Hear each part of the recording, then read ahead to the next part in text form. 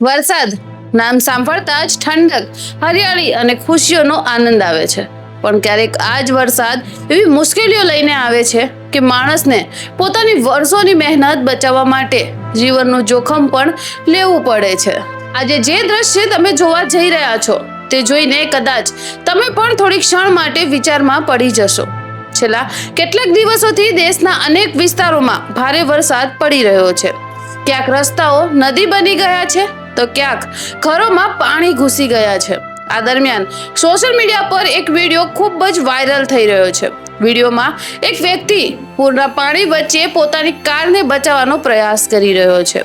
આ દ્રશ્યને જોઈ ઘણા લોકો કહે છે, આ તો માત્ર કાર નથી, આ તો તેની વર્ષોની મહેનત છે.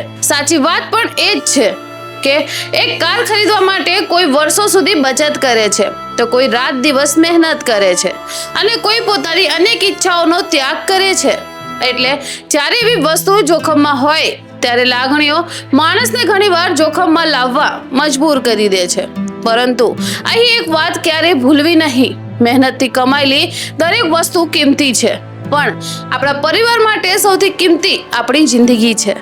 કાર ફરી ખરીદી શકાશે, ઘર પણ ફરી બનાવી શકાશે, પણ જીવ પાછો મળતો નથી.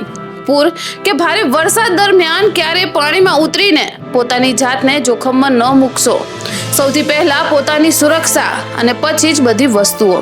આ વાયરલ વિડીયો આપણને માત્ર એક ઘટના નથી બતાવતો, તે બતાવે છે કે માણસ પોતાની મહેનત સાથે કેટલો લાગણીથી જોડાયેલો હોય છે, પણ સાથે એ પણ યાદ અપાવે છે કે મહેનત ફરી કરી શકાય છે, જીવન નહીં. આ ઘટનાને લઈ તમારું શું માનવું છે? શું તમે પણ આવી સ્થિતિમાં તમારી કાર બચાવવા જશો કે પોતે પહેલા સુરક્ષાને મહત્વ આપશો?